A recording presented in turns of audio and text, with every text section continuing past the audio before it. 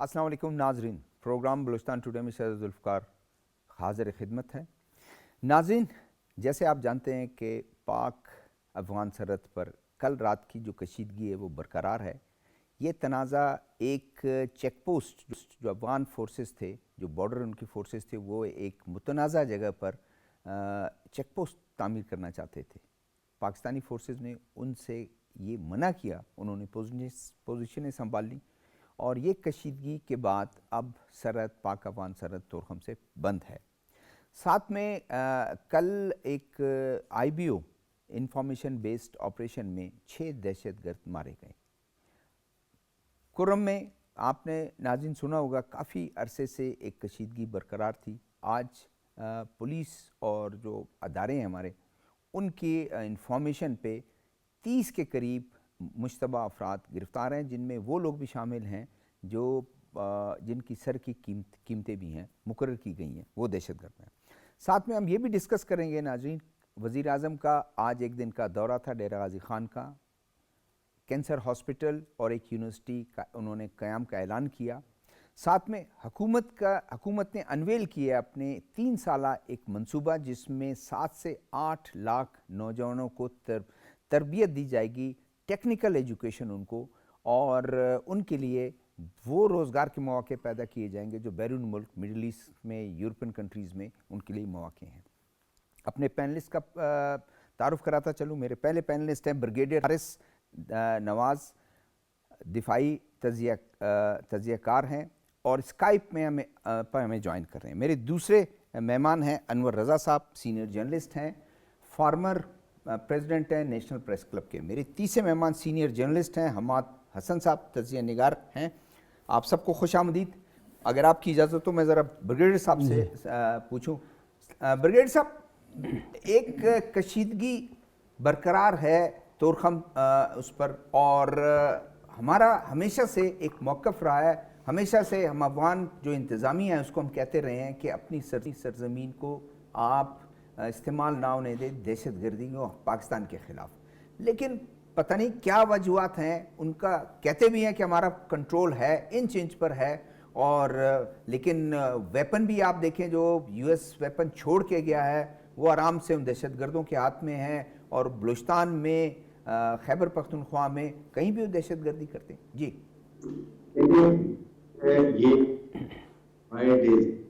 دیکھیں یہ طالبان کو سپورٹ، پہلے ہمیں بھی کہ امریکن کے جانے کے بعد بڑے حالات ٹھیک ہو جائیں گے اور بڑا اچھے ہمارے تعلقات رہیں گے، because we had done lot for Afghan Taliban. جب یہ ایویکویٹ کرے تھے امریکنز تو اس میں بڑی ان کی مدد کی تھی۔ سیکنڈ، انہوں نے دوحہ میں ایگریمنٹ کیا، ایکسیپٹ کیا تھا ایگریمنٹ میں کہ جی ہماری سرزمین کسی ٹیررسٹ آرگنائزیشن میں ہم استعمال نہیں کرنے دیں گے۔ پاکستان بارہا یہی بات ہمیں ریمائنڈ کرتا ہے، جی آپ نے کمٹمنٹ کی تھی، آپ پوری کریں، ہماری تو اور کوئی ڈیمانڈ ہی نہیں ہے۔ لیکن ایشو یہ ہے کہ جب امریکن ویپن $7 بلین کا چھوڑ کے گئے، وہ ان کو چاہیے تھا کہ یہ کنٹرول کرتے، اپنے کنٹرول میں کر لیتے، اپنے گارڈ کھڑی کرتے، انہوں نے کھلا چھوڑ دیا۔ وہ سارا ویپن ایمونیشن ان تمام جتنی یہاں پر ٹیررسٹ آرگنائزیشن ہے، بی ایل اے ہے، بی ایل ایف ہے، بی این اے ہے، پھر مجید بریگیڈ ہے، پھر خارجی ہیں ٹی ٹی پی، اس کے بعد خراسان گروپ ہے، اسلامک موومنٹ ہے، اور 2 ڈزن آرگنائزیشن وہاں پر القاعدہ کی بھی ہے، یہ ان کے ہاتھ چلا گیا۔ دین آپ کو چاہیے تھا کہ آپ طالبان اگوائی ٹی ٹی پی سے بات کرتے جی کہ آپ یہاں پر ہیں، if you are staying there don't do anything with Pakistan. ہماری کمٹمنٹ انہوں نے ہماری بڑی مدد کی ہے اور ہم نہیں چاہتے کہ کریں گے۔ پرابلم یہ ہے ان کی آئیڈیالوجی ایک ہے، اور اس کے بعد اب انڈین وہاں پہنچ گئے ہیں، انہوں نے اپنی قابل ایمرجنسی میں بیٹھ کے یہ تمام کو بلاتے ہیں، میٹنگ کرتے ہیں، ٹارگٹ دیتے ہیں، فنڈنگ کرتے ہیں، اور یہ افغان طالبان کی بالکل ناک کے نیچے، لیکن یہ اس کو کچھ نہیں کہتے ہیں۔ اب ایشو یہ کہ اس کے بعد اب آپ نے دیکھا کہ 2021 کے بعد سے اور زیادہ سرج ہو گئی، زیادہ ویپن ایمونیشن ہاتھ میں لگ گیا، جو افغان نیشنل بھی آ رہے ہیں، خارجیز بھی آ رہے ہیں، پی ایل اے بلوچستان میں کریں، یہ کے پی کے میں کریں، تو سچویشن ہی سیریس۔ پاکستان کے chief army staff general Nasir Munir نے بارہا یہ بات کی ہے کہ we are determined to kill terrorist, اور اس کے لیے جو ہمیں قربانی دینی ہے، شہادتیں دینی ہیں، ہم نے جو کچھ ہم کر سکتے ہیں وہ کرتے رہیں گے۔ لیکن آنسر یہ نہیں ہے، آنسر ہے نمبر 1 عزم استحکام، پوری قوم ملک کا مسلح افواج سے کھڑی ہو، اور پھر وہ ہمیشہ لڑائی جو ہوتی ہے نا وہ آپ ایز اے قوم لڑتے ہیں, آپ کبھی بھی فوج نہیں لڑتی ہے. سیکنڈ یہ کہ اس کے لیے ہم نے کہا کہ جی ایک انلیگل اسپیکٹرم کی بات کی گئی کہ جی اس میں اشرافیہ کے جو خاص طور پہ جو ہنڈی کا پیسہ آتا ہے, نارکوٹکس کا آتا ہے, سمگلنگ کا آتا ہے, اور سگریٹس ٹائر جو سوچنے آتا ہے, ہم نے کبھی یہاں ریسٹرکشن نہیں کیا. اگر ہم چاہتے تو ہم ان کی افغان ٹرانزٹ بند کر دیں, ہم چاہیں تو ان کو گندم, چینی, فرٹیلائزر جو لے کے جاتے ہیں وہ بند کر دیں. ہم نقصان بھی اٹھاتے ہیں لیکن کیونکہ ہمارے پشتون بھائی ہیں دونوں طرف, سو وی آر ویری پرٹیکولر. اب ایک لمٹ آ چکی ہے کہ یہاں پر آنے کے بعد اب افغان طالبان نے, اور ہر دفعہ وہ بات کرتے ہیں کہ ہمارے پاس کوئی نہیں, اور پھر ان کے ویڈیو اور کیسٹ آ جاتے ہیں, نور ولی مسعود کی, حاجی غٹ کی آ جاتی ہے کہ جی یہ ان کو نہیں جانا تھا, یہ واپس بھاگنا چاہ رہے ہیں, ان کا مرال ڈاؤن ہے, وہ کہتے ہیں ان کو جانے نہیں دینا, ان کو پاکستان میں رکھو. تو آل ساری پروف ہے ہمارے, جب افغانی مارے جاتے ہیں نیشنل, وہ بھی ان کے وہاں سے آتے ہیں سارے, وہاں پر ٹی ٹی پی کے جتنے لوگ ہیں وہاں بیٹھے ہوئے, لیڈرشپ بیٹھی ہوئی. صاحب آپ نے ڈیرہ اسماعیل خان میں دیکھا کہ نائب گورنر جو ہے وہ ایک صوبے کا, اس کا بیٹا مارا گیا اس دہشت گردی میں.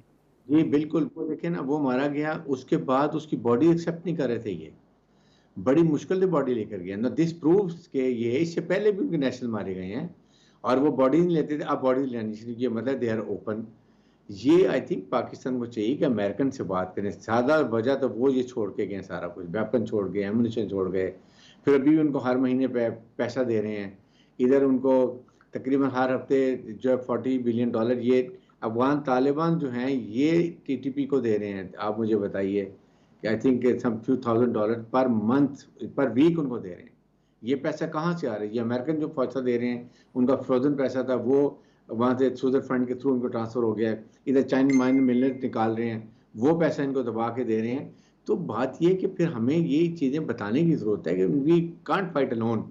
اس کے لیے ان کو بلکہ امریکن کو جو چاہیے کہ بجائے مودی کو بلا کے کہہ رہے ہیں کہ پاکستان دہشت گردی ختم کرے اپنے ایسٹرن بارڈر کے اوپر, دے شوڈ سے کہ پاکستان از اے وکٹم آف ٹیررزم, اور پوری یورپ اور امریکہ مل کے ہم پاکستان کو سپورٹ کریں گے یہ ٹیررزم ختم کرنے کے لیے. But the issue is they don't want Afghanistan should be peaceful. Please understand, اگر افغانستان پیسفل ہو جائے گا تو کیا ہوگا کہ ہماری سینٹرل ایشیا سے افغانستان کے تھرو بلوچستان کی کنیکٹیویٹی ہو جائے گی, ہمارا آپریشن جو گوادر پورٹ آپریشنلائز ہو جائے گا, سینٹرل ایشیا کی پوری مارکیٹ اویلیبل ہو جائے گی ان کو, نارتھ افریقہ کی اور مڈل ایسٹ کی. ادھر چائنا کو بہت نزدیک پڑے گا, اکنامک ترقی کریں گے تو ہم اپنے فیصلے اپنی ملکی مفادات میں کریں گے. یہ وہ نہیں چاہتے.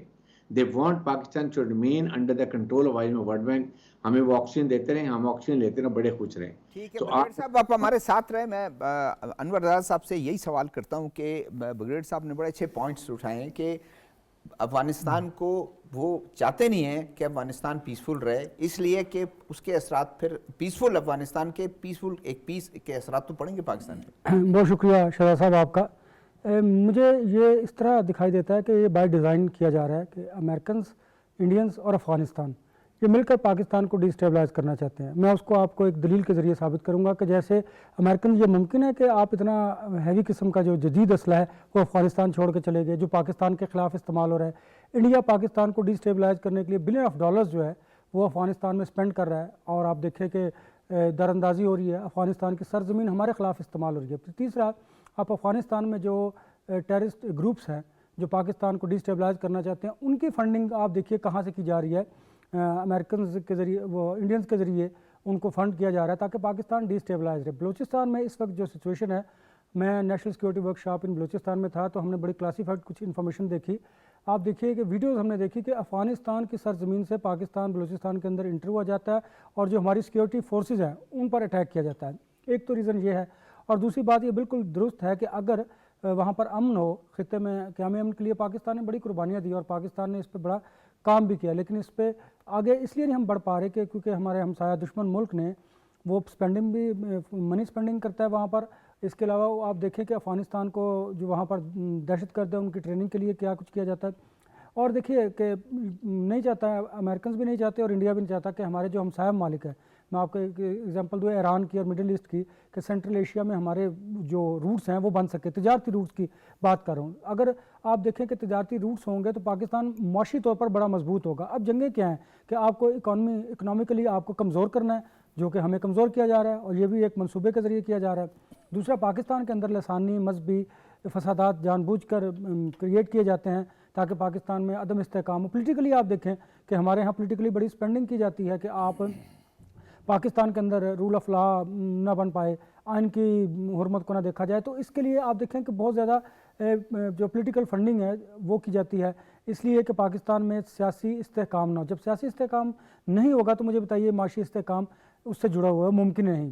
تو مجھے لگتا ہے کہ نہیں بلکہ یقیناً ہمارے پاس ایسے ایویڈنس بھی ہیں, ہماری گورنمنٹ کے پاس, ہمارے انٹیلیجنس اداروں کے پاس. دہشت گردی کے خلاف ہم نے بہت زیادہ ایویڈنس بیرونی دنیا کو دیے, لیکن آپ دیکھیں کہ جو وہاں بھی ڈبل سٹینڈرڈ ہے. جی وہی ڈبل سٹینڈرڈ ہے. آپ انسانی حقوق کی بات پاکستان میں تو کرتے ہیں, لیکن آپ کو کیا مقبوضہ کشمیر نظر نہیں آتا, وہاں پہ آپ بالکل خاموش ہیں. آپ کو فلسطین نظر نہیں آتا, وہاں پہ آپ بالکل خاموش ہیں. لیکن اگر انڈیا میں ایسا کوئی واقعہ ہو تو وہاں پر آپ کی آنکھیں کھل جاتی ہیں. ہمارے ڈبل جو سٹینڈرڈز ہیں, یہ جو ہمارے جو ترقی یافتہ ممالک ہیں بالخصوص یو ایس اے, تو ہمیں سوچنا ہوگا, ہمیں اپنی پالیسی. اور ایک اور بڑی امپورٹنٹ بات, یو ایس اے کبھی نہیں چاہتا کہ ہم اپنے ہمسایہ ملک چین کے ساتھ ہمارے تجارتی روابط بہتر ہوں, ان کے ساتھ ہمارا ریلیشن شپ بہتر ہوں. تو اس لیے وہ کوشش کرتا ہے کہ اگر اسٹریٹجکلی دیکھا جائے کہ انڈیا کے ساتھ آپ ہتھیاروں کے بزنس بھی کرتے ہیں, انڈیا کے ساتھ تجارت بھی ہے. حماد صاحب سے پوچھتا ہوں, حماد صاحب رویہ طالبان حکومت کہہ لیں, ایڈمنسٹریشن کہہ لیں, رویہ ان کا کسی صورت میں بھی پچھلے کوئی 3 ماہ میں آپ نے دیکھا کہ جو دہشت گردوں نے وہاں سے بارڈر سے حملہ کیا, ان کے ساتھ طالبان جو ہے وہ بھی فائرنگ کر رہے تھے پوسٹوں پہ. شکریہ. دیکھیں میں نے طویل عرصہ تک اس پہ رپورٹنگ کی ہے, فیلڈ وزٹس بھی کیے کئی مرتبہ. وہاں کے جو ڈائنامکس ہیں اس وقت دہشت گردوں کے لیے جو فضا سازگار تھی اب وہ سازگار نہیں رہی. افغانستان میں 2 طاقتور طالبان دھڑے جو تھے وہ اقتدار میں تھے, ایک حقانی گروپ تھا اور دوسرا قندھار شورا تھا. ان کے درمیان اختلافات آ گئے. حقانی گروپ کا چونکہ یہاں پاکستان کے اندر وزیرستان, شمالی اور جنوبی وزیرستان, بنو لکیبان, یہاں پر ان کے مدارس بھی ہیں. افغانستان کے اندر اس سائڈ پہ بھی خوست, پکتیکا اس سائڈ پہ بھی ہیں. ان کے درمیان جب اختلافات آ گئے, پھر ایک منسٹر بھی مارے گئے ایک بم دھماکے میں, وہ حقانی گروپ سے تھا, سراج الدین حقانی کے چچا تھے. ان اختلافات کی خلیج بڑی طالبان کے دونوں دھڑوں کے درمیان, اور پھر اس سے شمالی اتحاد اور القاعدہ اور دوسرے جو ان کے مخالف دھڑے تھے انہوں نے بھی فائدہ اٹھانا شروع کیا. اس دوران ٹرمپ بھی اقتدار میں آئے اور انہوں نے بات کی کہ وہاں پر ہمارا اسلحہ ہے. فنڈنگ کے حوالے سے بھی نئے زاویے سامنے آئے. ایک فرسٹریشن بڑھ گئی. جو دہشت گرد تھے جن کا بیس کیمپ ہی افغانستان کے اندر تھے, اور وہ اقوام متحدہ نے بھی کہا تھا, امریکہ اور چین رپورٹس میں بھی تھا, اور ابھی حال ہی میں جو اقوام متحدہ کی نئی رپورٹ آئی ہے تو اس میں واضح طور پر بتایا گیا, اور صرف یہ نہیں بتایا گیا کہ افغانستان کے اندر دہشت گرد کیمپ ہے, بلکہ اس میں یہ بھی کہا گیا ہے کہ پاکستان میں جو گروپس دہشت گردی کر رہے ہیں باقاعدہ نام لیے ہیں ٹی ٹی پی اور بی ایل اے کے, کہ ان کے بھی ان سے روابط ہیں. یعنی یہ بی ایل اے اور یہ جو لوگ ان کو سپورٹ کر رہے ہیں نا, پھر وہ ذرا وہ اس رپورٹ کو پڑھ لیں کہ پاکستان کے ساتھ کیا کر رہے ہیں یہ لوگ. تو اقوام متحدہ کی رپورٹ بھی سامنے آئی. اس سے ان کے اندر ایک افراتفری پھیل گئی ہے, ایک انتشار پھیل گیا ہے. دوسری طرف پاکستانی فوج جو ہیں ان کے خلاف سٹریٹ اوے سخت آپریشن کر رہی ہے. یعنی یہ نہیں ہے کہ بارڈر کے اس پار بھاگ جائیں گے تو ادھر چھوڑ دیں گے, نہیں, ادھر ہی ختم کر دیتے ہیں. اور کئی مرتبہ ایئر سٹرائکس بھی ہوئے. تو اس سے ان کے اندر جو فرسٹریشن آئی ہوئی ہے, ایک پسپائی نمایاں ہے, اور اس پسپائی کی وجہ سے وہ بہت ایگریسو ہوتے جا رہے ہیں. لیکن اس وقت جو صورتحال ہے, اس جو منظرنامہ, جو سینیریو ہمارے سامنے ہے, اس میں ایسا دکھائی نہیں دیتا کہ وہ ماضی کی طرح جارحانہ انداز. ٹھیک ہے برگیڈ صاحب, آپ کی طرف میں آتا ہوں. یہ ایک رویہ ان کا کب تک ایک آئسولیشن میں رہیں گے؟ کیا ان کو اپنے لوگوں کو کیا نقصان نہیں ہوگا, افغان عوام کو کیا ان کو نقصان نہیں ہوگا ان کے رویوں سے؟ دیکھیں, ان کی لیڈرشپ کو اپنے عوام کی بالکل فکر نہیں ہے. آپ کے سامنے جو ان کو پیسہ مل رہا ہے اس سے وہ اپنے آپ کو سیٹل کر رہے ہیں. ان کی لیڈرشپ زیادہ باہر بھی بیٹھی, ان کے بچے باہر پڑھ رہے ہیں, باہر تعلیم اعلیٰ تعلیم حاصل کر رہے ہیں, چاہے وہ ٹی ٹی پی ہے یا افغان طالبان ہیں. ایشو یہ ہے کہ they are not human rights organization ہے, وومنس کی دیکھ لیں جو ان کے ساتھ کر رہے ہیں, عام لوگوں کے ساتھ کر رہے ہیں. ناردرن الائنس نارتھ میں ان کا جو ہے وہ ان کا وہاں پر کنٹرول نہیں ہے. دے آر جسٹ اپنے ایک وال بنائی ہوئی, اس میں یہ بیٹھے ہوئے ہیں. دے مسٹ لرن کہ کامیڈی آف نیشن میں کیسے رہا جاتا ہے. اور سیکنڈ یہ کہ جب تک ان کو چائنا جو وہ مائن ملن نکال رہے اور وہ منتھلی ان کو بہت ڈالر دیتا ہے, امریکہ جو ان کو دے رہا ہے سپورٹ کر رہا ہے, یہ چیزیں بند نہیں ہوں گی تو ان کو ریلائز نہیں ہوگا. امریکہ نے بھی تھریٹ کیا ہے کہ ہم اگر آپ ہمارے یہ ویپن ایمونیشن واپس نہیں کرتے تو ہم آپ یہ روک دیں گے.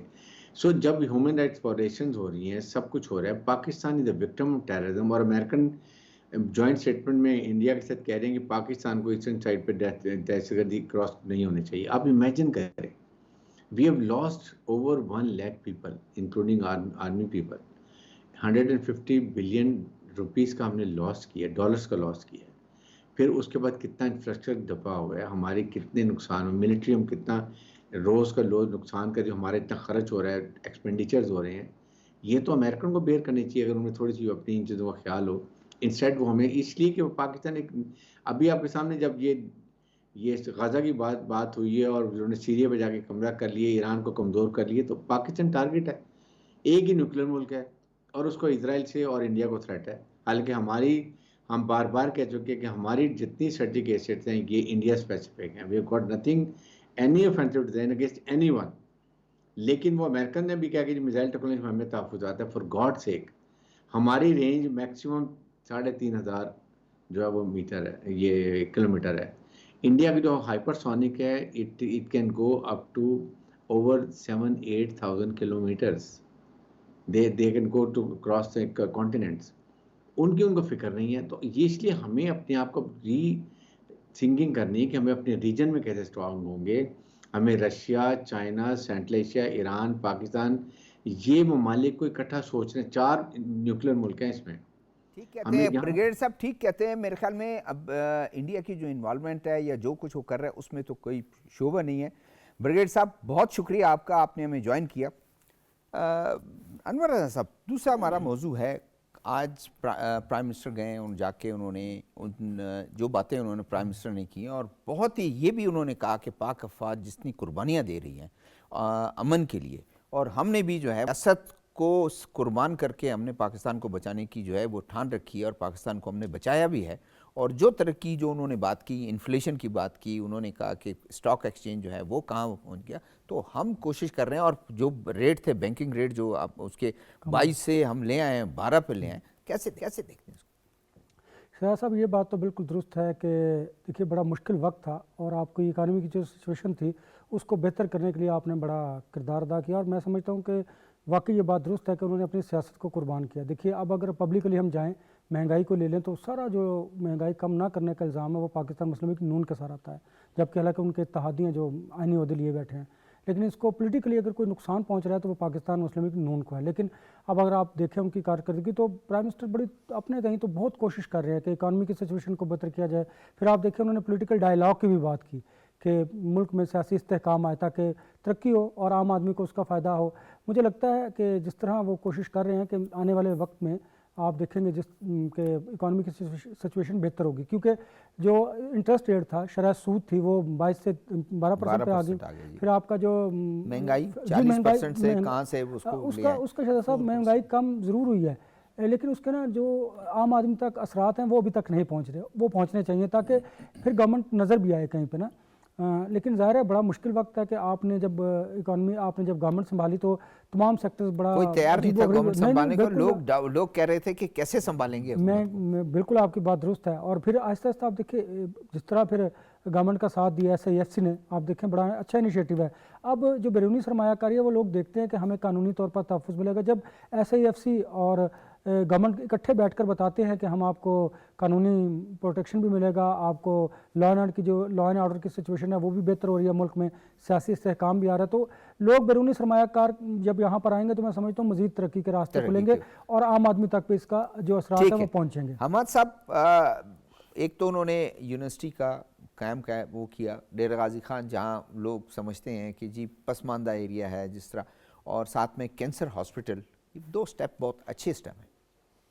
دیکھیے اس میں تو کوئی شبہ نہیں ہے, کوئی دو رائے نہیں ہے کہ مسلم لیگ کی حکومت اور خصوصاً شریف فیملی, یعنی وہ نواز شریف صاحب رہے یا شہباز شریف صاحب, وہ فیڈرل میں رہے یا پنجاب میں رہے, تو ان کی ڈیلیوری ہماری تاریخ کی سب سے بہترین ڈیلیوری رہی ہر دور میں. وہ خواہ کمزور پوزیشن میں آئے حکومت میں یا 93 کی طرح 97 کی طرح بہتر پوزیشن میں آئے، لیکن جیسے کہ انور رضا صاحب نے بات کی کہ انہوں نے اپنی سیاست تک کو داؤ پر لگا دیا. ٹھیک ہے، ہم ایک عبوری دور سے گزر رہے ہیں، سوشل میڈیا کا ابھار ہے، اس سے ایک جذباتیت ٹپک رہی ہے، حقائق کی بجائے جذبات پر بات ہو رہی ہے، لیکن اس نے تھمنا تو ہے کسی دور میں، اور جو سامنے کے حقائق ہیں وہ تو سامنے آنے بھی ہیں اور اس کو ایکسیپٹ بھی کرنا ہے پوری قوم نے. اب ہم آتے ہیں اس طرف کہ حکومت کی کامیابی. دو باتیں بہت اہم ہوتی ہیں، ایک انٹرنیشنل ایکسیپٹنس کہ حکومت کی ایکسیپٹنس کیا ہے عالمی سطح پر، اور دوسری امن و امان. اس سے پھر بعد میں معیشت، جمہوریت اور تمام معاملات نکلتے ہیں.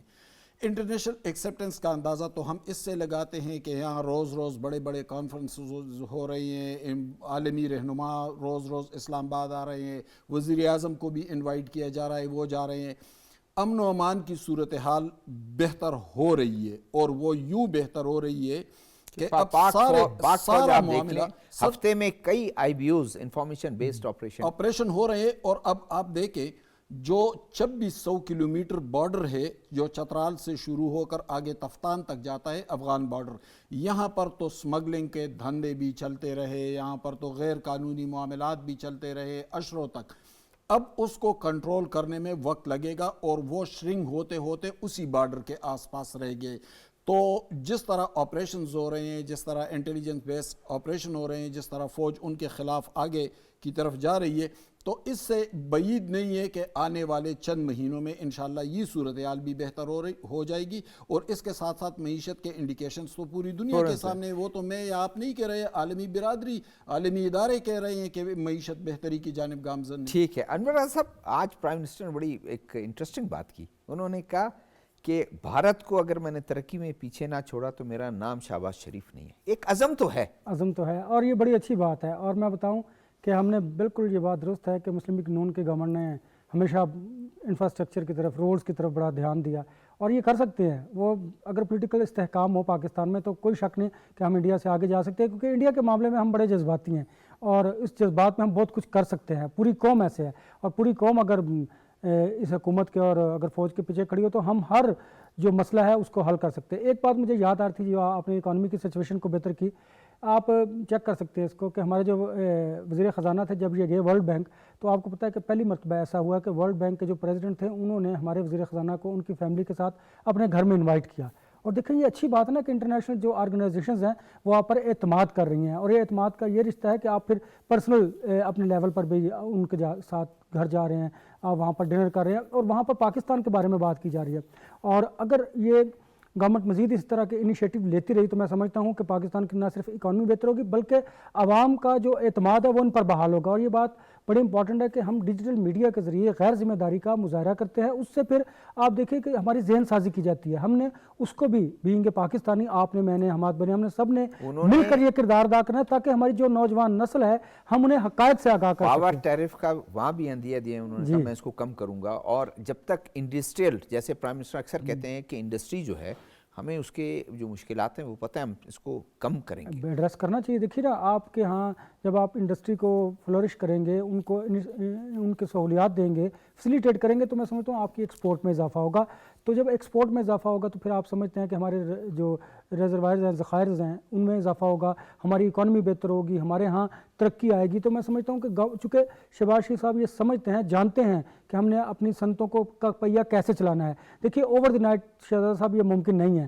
جتنا ہمارا اکانومی کی سچویشن خراب تھی اس کو ٹھیک کرنے میں وقت لگے گا، اور ہمیں دکھائی دے رہا ہے کہ وہ آہستہ آہستہ بہتر ہو رہی ہے. اور میں سمجھتا ہوں کہ جب گریجولی آپ چیزوں کو بہتر کرتے ہیں اس کے لانگ ٹرم جو اثرات ہیں وہ پھر مرتب ہوتے ہیں. حماد صاحب آپ کی طرف آتا ہوں کہ ایک بڑا 3 سال کا ایک منصوبہ ہے، گورنمنٹ نے اس کو پلان کیا ہے. ایک جو ادارہ ہے جو تربیت دیتی ہے، وہ national vocational training technical training centre جو کمیشن جو ہے وہ، اور انفارمیشن ٹیکنالوجی، انہوں نے مل کے پرائم منسٹر کو بریف کیا کہ 3 سالوں میں کوئی 7 سے 8 لاکھ لوگوں کو ٹرین کریں گے. اس میں ایک اور بہت امپورٹنٹ بات ہے کہ مدرسوں کے اسٹوڈنٹس کو بھی وہ ٹرین کریں گے اور ٹرین کر چکے ہیں بہت سے لوگوں کو, اور ان کا بھی 50 سے 55 یا 60 ہزار ان میں سے بچوں کو ٹرین کریں گے.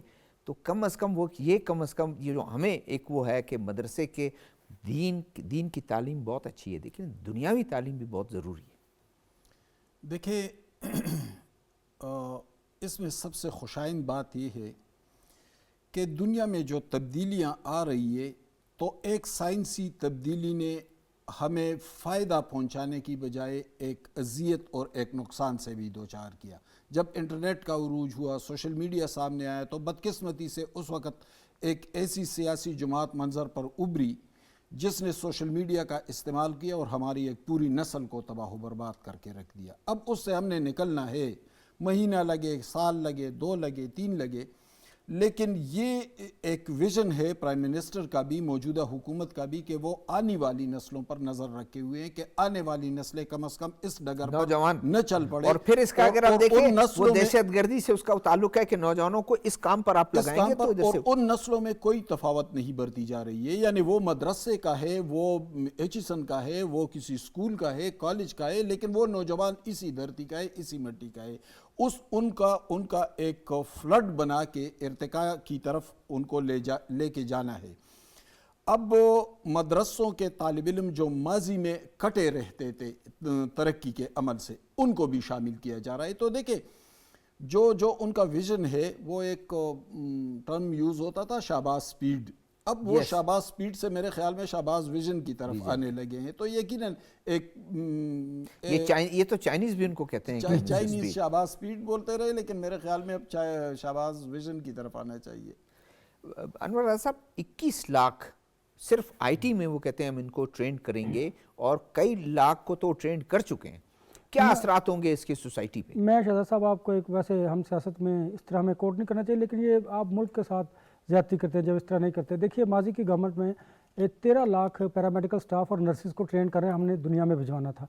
انفارچونیٹلی ہم نے ایسا نہیں کیا, تو اس کا نقصان کیا ہو کہ ہمارے ہمسایہ دشمن ملک نے اپنے لوگوں کو 13 لاکھ سے زائد لوگوں کو انہوں نے بیرونی ممالک میں بھجوایا. ایک تو بات یہ. اب یہ جو آپ نے بات کی, یہ بڑا اچھا انیشیٹو ہے, بڑے بڑے اداروں کے ایگزیکٹیوز ان کے اپنے ہیں, تو وہ پھر آپ انفلوئنس کرتے ہیں دوسرے ملکوں پر پاکستان کی پالیسیز کے حوالے سے. اچھا آپ نے جو بات کی, یہ بڑا اچھا انیشیٹو ہے. دیکھیے ہمارے ہاں ٹیکنیکل جو کم پڑھے لکھے لوگ ہیں ان کو آپ نے ٹیکنیکل ایجوکیشن دینی ہے, اور اس ٹیکنیکل ایجوکیشن سے آپ جو دوسرے ملک ہیں وہاں پر آپ جب ان کو روزگار کے لیے بھیجیں گے, تو دیکھیے ایک تو یہ پاکستان کا نام روشن کریں گے, پھر پاکستان میں ریمیٹنسز جو ہے وہ بھیجیں گے. پھر آپ یہ دیکھیے کہ اگر باہر جاؤں گا تو میری یہ کوشش ہوگی کہ میں اپنے عزیز و اقارب, اپنے دوست احباب کو بھی باہر بلاؤں. تو میں سمجھتا ہوں کہ یہ اچھا انیشیٹو ہے. 3 برس کا یہ پروجیکٹ ہے, اور اس سے پاکستان کے نہ صرف جو ایسے نوجوان, جس طرح آپ نے مدارس کی بات کی, یوتھ کی بات کی, یہ حکومت جو ہے وہ یوتھ پر توجہ دے رہی ہے, اور انہیں دینی بھی چاہیے, کیونکہ یوتھ ہمارا مستقبل ہے. اور پاکستان میں جو ہماری پاپولیشن ہے ایک بڑی تعداد ہے. آپ صرف ان کو اگر ٹیکنیکل ایجوکیشن کے ساتھ ساتھ روزگار کے مواقع بھی ملیں گے.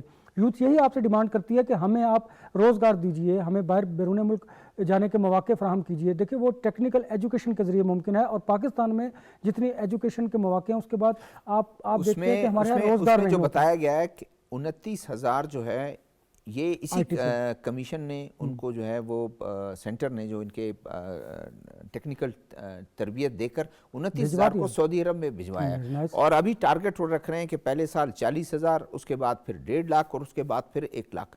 تو یہ ان کو بھی وہ بھجوائیں گے. دیکھیں نا 1 لاکھ 3 برس میں اگر خاندان باہر چلے جاتے ہیں تو آپ اندازہ لگائیے 1 لاکھ خاندان ہوں گے جی, کیونکہ انگیج ہو گئے نا. پھر 1 لاکھ سے بھی شاید زیادہ. دیکھیں نا میں وہی آپ سے عرض کر رہا تھا کہ جب ایک شخص باہر جاتا ہے اس کی کوشش ہوتی ہے کہ میں اپنے کسی بھائی کو, اپنے کزن کو, اپنے کسی دوست کو باہر بلاؤں. ایک بات, پھر جب وہ پیسے بھیجتا ہے, وہ پیسے نہ صرف اس کے خاندان کے ساتھ ساتھ اس کے عزیز و اقارب اور دوست احباب کے ہاں بھی استعمال ہوتے ہیں. اور دوسری بڑی امپورٹنٹ بات یہ ہے کہ ہمارے ہاں آپ ٹیکنیکل ایجوکیشن کو فروغ دیجئے, نہ صرف بیرون ممالک میں بلکہ پاکستان کے اندر سکلڈ ورکرز ہوں گے تو آپ بہت اچھے طریقے سے کما سکتے ہیں. میں آپ کو ایک مثال دیتا ہوں پاکستان سے باہر کی. جب ہم یو ایس اے میں گئے تو میں نے ایک شخص تھا پاکستانی, اس سے پوچھا, انہوں نے کہا ہم جب وزٹ کرتے ہیں $70 تو وہ لے لیتے ہیں, اور اگر ہم اس میں کوئی ٹیکنیکل فالٹ ہو, کوئی چیزیں ہوں, کوئی پرزہ ڈالنا, تو اس کے پیسے الگ سے ہوں گے. تو آپ دیکھیے نا کہ آپ پاکستان سے باہر جب جاتے ہیں تو پیسہ کما کے پاکستان کے اندر بھجواتے ہیں, وہ کسی بھی فارم میں ہو, فورن ایکسچینج ہوگا, پھر آپ گڈز ہوں گے, کئی خاندان اس سے فائدہ حاصل کریں گے. میں یہ سمجھتا ہوں کہ اس گورنمنٹ نے یہ بڑا اچھا انیشیٹو لیا. اس سے امپورٹنٹ بات یہ ہے کہ جو انیشیٹو لیا اب اس کو امپلیمنٹ کرنا ان کی ذمہ داری ہے, کیونکہ پرائم منسٹر چیک کرتے رہتے ہیں. یہ بڑی اچھی عادت ہے ان کی, وہ بڑے اچھے ایڈمنسٹریٹر ہیں کہ آپ کے ذمہ انہوں نے کوئی کام لگایا ہے تو پھر آپ سے وہ پوچھیں گے 3 ماہ بعد کہ آپ نے شہزادہ صاحب یہ کیا فلفل کیا کہ نہیں کیا. اس سے یہ ہوگا کہ 3 برس کے اندر آپ نے جو ایک منصوبہ تیار کیا ہے وہ عملی جامہ پہن جائے گا, اور جب وہ عملی جامہ پہنے گا تو اس کے اثرات پھر جب آئیں گے تو پھر پبلکلی آپ کو اپریشیٹ بھی کیا جائے گا. ہمارے صاحب نرسنگ کا شعبہ دنیا میں کافی اس کی ڈیمانڈ ہے اب, اور پاکستان نے پرائم منسٹر نے ہدایت کی ہے کہ نرسنگ کے جو سکولز ہیں اس کو بڑھائیں. ایک دوسرا انٹرنیشنل ان کا معیار انٹرنیشنل مارکیٹ کے مطابق آپ اس کو ٹرین کریں تاکہ ہزاروں جو ہیں ڈالرز جو ہیں وہ کماتے ہیں نرسز وہاں. یہ کافی ایک نئی مارکیٹ بنی ہے, کافی عرصے سے, لیکن ابھی بہت زیادہ اس کی جو ہے ڈیمانڈ. دیکھیں ہیلتھ کی طرف یہ بہت خوشائند بات ہے کہ ہیلتھ کی طرف ان کی توجہ بہت زیادہ ہے. یعنی کینسر ہاسپٹلز بن رہے ہیں, نرسنگ شعبے پہ ان کی توجہ ہے اس طرح.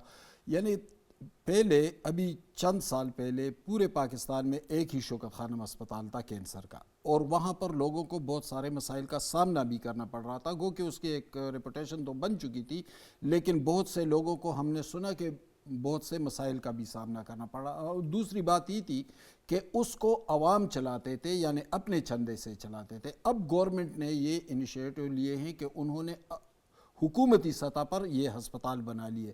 اسی طرح جو نرسنگ, چونکہ اس کے بارے میں نے زیادہ پڑھا نہیں ہے ابھی, لیکن ان کی جو ڈائریکشن کو ہم دیکھ رہے ہیں تو جس طرح انہوں نے ایجوکیشن پہ فوکس کیا تھا, جس طرح انہوں نے ڈیولپمنٹ پہ فوکس کیا تھا, یا موٹر ویز اور سی پیک ان چیزوں پہ فوکس کیا تھا, تو اس وقت ان کا مین فوکس جو ہے وہ ہیلتھ سیکٹر پہ ہے.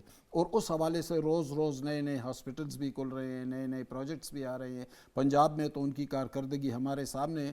لیکن اس کے ساتھ ساتھ میں ایک بات ضرور ایڈ کرتا جاؤں گا کہ خیبر پختونخوا میں بھی ایک حکومت چل رہی ہے.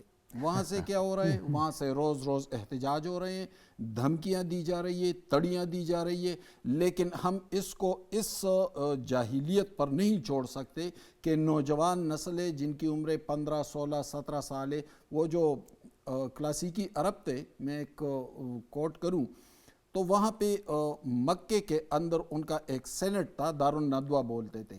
تو اس کے لیے ضروری تھا کہ 40 سال سے زائد عمر ہو, اور تدبر اور دانش کے حوالے سے. تو ان میں سے ایک سے پوچھا گیا کہ آپ کم عمر والوں کو کیوں نہیں رکھتے, تو انہوں نے جواب دیا تھا اس سردار نے کہ ہم اپنے مستقبل کے فیصلے لونڈوں پر نہیں چھوڑ سکتے. تو یہاں پر ہمارے ساتھ یہی المیہ ہوا کہ نوجوان جن کو نہ شعور ہے, نہ ان کی سیاسی تربیت ہوئی ہے, نہ وہ سچ اور جھوٹ میں تمیز کر سکتے ہیں, ان کی اور جھوٹ کے بنیاد پر ان کو کہہ دیا یہ کام کرنا ہے. جھوٹ کی بنیاد پر ایک لہر اس طرف سوشل میڈیا کے ذریعے دھکیل دی گئی اور انہوں نے تباہی مچا دی. مزید تباہی اس کے لیے میرا تو اپنا نظریہ ہے, میں نے تو آج بھی ٹویٹر پہ لکھا ہے, کل 1-2 جگہ میڈیا میں بھی بات کی, سختی کرنی ہوگی. سختی سے کام چلے تو بے شک سختی کر لے. یہ کون سی بات ہے کہ ایک بندہ نوابزادہ نصر اللہ کو بھی گالیاں دے, خان عبدالغفار خان کو بھی گالیاں دے. اس دن کسی نے کہا کہ انہوں نے 37 سال قید کاٹی تھی, اور ایک بار بھی ان پہ نہ 190 ملین کیس تھا, نہ انہوں نے کوئی اور گھپلے کیے تھے, لیکن ایک سیاسی موقف پر ڈٹے تھے تو کہتے کہ وہ چور تھے. تو جب یہ شعور ہو تو اس شعور کے ووٹ پر کیا ہم اپنے مستقبل کے دار و مدار کو چھوڑ دیں؟ اس سوال ہی نہیں پیدا ہوتا ہے. اس کے لیے میں تو اس کا قائل ہوں کہ سختی بے شک کرنی پڑے تو کر لیں. انور رضا صاحب بڑا اچھی بات کی انہوں نے کہ ایک سیاست وہ ہے کہ نوجوانوں کو آپ ڈنڈے ہاتھ میں دے دیں اور اس کو ایک ٹارگٹ بتا دیں, یہ اس کو بغیر اس کے کہ بھئی یہ ہمارے جو شہداء ہیں ان کے یادگار ہیں, ان کے ساتھ آپ کی کیا دشمنی ہے, اس کو توڑو, ادھر گیٹوں کو پھلانگو اور یہ کر دو, جی ایس کیو کی طرف چلے جاؤ اور نعرہ بازی کرو, اس کو استعمال کرو سوشل میڈیا کو. دوسری طرف گورنمنٹ ہے, گورنمنٹ کہتے ہیں نوجوان کو ٹرین کریں, باعزت روزگار کی طرف ان کو اس کے قابل بنائیں. شہزاد صاحب, مجھے لگتا یہ ہے کہ جب ہم بیرونی دنیا میں بھی سفر کرتے ہیں کہ پاکستان کو ڈی اسٹیبلائز کرنے کے لیے ڈیجیٹل جو دہشت گردی کا ہم کہتے ہیں وہ کروائی گئی. جیسے آپ دیکھیں نا کہ انڈیا ہمیں دہشت گردی کرتا ہے پاکستان کے اندر, آپ ذرا غور کیجئے تو یہ سوشل میڈیا اور نیٹ کے ذریعے نا ہماری ذہن سازی نوجوان نسل کی گئی. اس ذہن سازی سے ہوا کیا, انتشار نفرت جو ہے وہ بڑی, آپ نے دیکھا, اور اب اس کو ہم نے کم کرنا ہے. ہمارے ہاں قوانین موجود ہیں، میں کہتا ہوں بلا تفریق ان قوانین پر عمل درآمد ہونا چاہیے۔ اگر شہزادہ صاحب نے کوئی جرم کیا تو پھر ان کی سزا بھی وہی ہے جو میں نے اگر کوئی جرم کیا ہے۔ ہم جب تفریق رکھتے ہیں تو پھر قانون پر عمل درآمد نہیں ہوتا، تو اس سے مزید بگاڑ پیدا ہوتا ہے۔ قوانین موجود ہیں، ان پر عمل درآمد ہونا چاہیے، ایک بات۔ دوسری بات، ہمیں اب اس اپنے نوجوان جن کے ذہنوں کو پولوٹیڈ کر دیا گیا ہے، ان کو راہ راست پر لانے کے لیے یا انہیں سمجھانے کے لیے کہ حقائق کیا ہے، سچ کیا ہے، ہمیں ڈیجیٹل میڈیا پر بڑے کام کرنے کی ضرورت ہے۔ آپ کو، مجھے، حماس صاحب کو، ہم سب کو، بینگ اے مسلمان، بینگ اے شہری پاکستان ہے تو سب کچھ ہے۔ میں ایک جگہ پڑھ رہا تھا کہ اگر آپ کے ملک میں آپ کی فوج نہیں ہوگی، ہمارے ہاں مثالیں موجود ہیں، تو پھر کوئی دوسری فوج آ کے آپ کو ڈکٹیٹ کرتی ہے اور وہ آپ کے ہاں آ کر حکومت کرتی ہے۔ اور آپ نے دیکھا کہ جو لیس ڈیولپمنٹ کنٹریز ہیں، آپ دیکھیں کہ ان کے ہاں کیا ہوا، بڑی مثالیں ہمارے گرد موجود ہیں۔ تو میں سمجھتا ہوں پاکستان چونکہ ایٹمی ملک ہے، اس کو ڈی اسٹیبلائز کرنے کے لیے آپ دیکھیے وہ ڈیجیٹل ایک کام کرتے ہیں، وہ کہتے ہیں فوج کو ٹارگٹ کرو۔ فوج کو کیوں ٹارگٹ؟ دیکھیے اس لیے کہ پاکستان کے تمام جو صوبے ہیں اور وفاق ہے، ان کو اگر انٹیکٹ رکھا ہوا ہے، یا آپ یقین جانیے تو وہ فوج نے، اسپیشلی کے پی کے اور بلوچستان، یہ ہم نے دونوں جگہ وزٹ کیا، دونوں صوبوں کا، وہاں کے لوگ یہ بات کرتے ہیں جو محب وطن ہیں۔ اب انہیں پتہ ہے کہ دیکھیے انڈیا نے کیسے، آپ نے دیکھا مودی نے تسلیم کیا ہم سے، جب بنگال الگ ہوا تو اس نے کہا کہ ہم نے اس میں بڑا کردار ادا کیا۔ تو اب بھی بلوچستان کے اندر وہ کردار ادا کر رہے ہیں۔ یہ تو ہماری فوج ہے جنہوں نے جل رکھا ہوا ہے۔ اگر فوج نہ ہو تو خدا نہ خواستہ پاکستان کے حالات یہ نہ ہوں۔ اس لیے فوج کو ٹارگٹ کیا جاتا ہے کہ پاکستان کو خدا نہ خواستہ مزید اس کے ٹکڑے کیے جا سکے۔ یہ منصوبہ اب سے نہیں، بڑے عرصے سے ہم نے اس کو روکنا ہے۔ لاسٹ 2 منٹ ہیں، میں حماد صاحب سے یہی سوال کرتا ہوں۔ جی کچھ بول رہے تھے سر، آپ ہی کے سوال کی طرف آتا ہوں۔ دیکھیں جیسے کہ انور صاحب نے بات کی، انہوں نے صرف فوج کو نہیں، ہر اس جگہ کو ٹارگٹ کیا جس سے پاکستان کی وحدت ابھر رہی ہے، پاکستان مضبوط ہو رہا ہے۔ انہوں نے سیاسی جماعتوں کو ٹارگٹ کیا کیونکہ وہ ہمیں جمہوریت کی طرف لے جا رہے تھے، پارلیمان کو مضبوط بنا رہے تھے۔ انہوں نے قاضی فائز عیسیٰ سے لے کر موجودہ چیف جسٹس تک کو ٹارگٹ کیا تاکہ آئین و قانون مضبوط نہ ہو۔ انہوں نے فوج کو ٹارگٹ کیا تاکہ بارڈر انسیف ہو جائے۔ انہوں نے ہمارے اقدار کو ٹارگٹ کیا تاکہ ہماری تہذیب بکھر جائے۔ تو انہوں نے ہر اس چیز کو ٹارگٹ کیا ہے جس سے پاکستان کی مضبوطی کا امکان پیدا ہو رہا ہے، اور انہوں نے اور ان لوگوں کو ڈائریکشن کون دے رہا ہے؟ وہ لوگ دے رہے ہیں جو اس ملک سے بھاگے ہوئے کرپٹ تھے، چور اور ڈکیت تھے، وہ سارے کے سارے بھاگے ہوئے ہیں۔ وہاں سے وہ یوٹیوب پر ان کو ڈائریکشن دیتے ہیں، 15 اور 16 سال کے نوجوان ان کے پیچھے بھاگتے ہیں۔ اب مزید اس سے نہیں چلنا چاہیے، اور اگر پھر بھی اس ملک کے حوالے سے بات ہو تو میں تو اس کا بھی قائل ہوں کہ کچل کر رکھ دے۔ یہ بیانیہ بھی تو ختم ہو گیا کہ نیا پاکستان، ایمانداری اور سارا کچھ، چور اور ڈکیت تو وہ خود ہی نکل آئے جو دوسروں کو کہتے ٹھیک رہے۔ ہے، ٹائم ختم ہو گیا۔ انور رضا صاحب آپ کا بہت شکریہ، حماد حسن صاحب آپ کا شکریہ، بریگیڈیئر حارث نواز ہمارے ساتھ تھے، ان کا شکریہ۔ ناظرین، اگلے پروگرام تک شاید ذوالفقار کو اجازت دیجیے گا۔ اللہ حافظ۔